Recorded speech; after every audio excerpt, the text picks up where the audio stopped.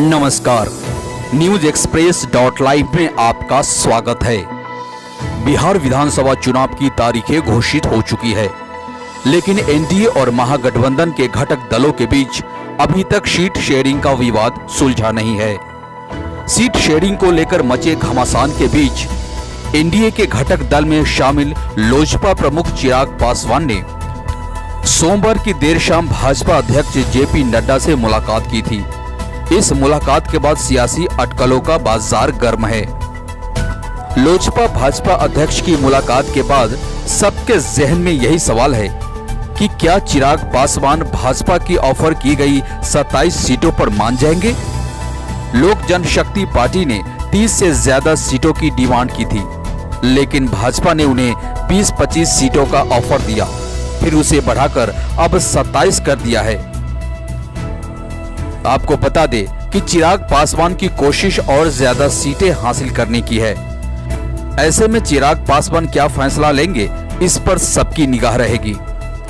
साल 2015 के बिहार विधानसभा चुनाव की बात करें तो उस वक्त लोजपा को गठबंधन की 42 सीटें मिली थी। उस वक्त जदयू गठबंधन का हिस्सा नहीं थी। इस बार ज्यादा सीटें जदयू के खाते में जाने की उम्मीद है, जिसके वजह से लोजपा का समीकरण सही नहीं बैठ रहा और वो नाराज चल रही है। इससे पहले चिराग ने 143 सीटों पर चुनाव लड़ने की बात कही थी। अब जोड़ घटाव के बाद पार्टी की कोशिश है कि इस बार भी 30 से ज्यादा सीटें उसे मिलनी चाहिए। यही नहीं, लोजपा प्रमुख चिराग पासवान बिहार के मुख्यमंत्री नीतीश कुमार के कामकाज की अक्सर आलोचना करते रहे हैं और अपना अलग स्लोगन भी जारी कर दिया था। चिराग ने नीतीश कुमार के कई फैसलों पर सवाल उठाए हैं। जदयू लोजपा के बीच जारी विवाद के बाद जदयू ने भी लोजपा के खिलाफ उम्मीदवार उतारने की बात कह दी थी।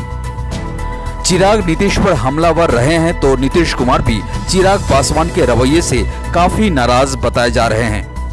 हालांकि बीजेपी की कोशिश है कि चिराग पासवान को एनडीए में रखा जाए। इसी बीच चिराग पासवान और जेपी नड्डा के बीच ये मुलाकात हुई है, तो देखना होगा कि इस मुलाकात का क्या नतीजा निकलता है।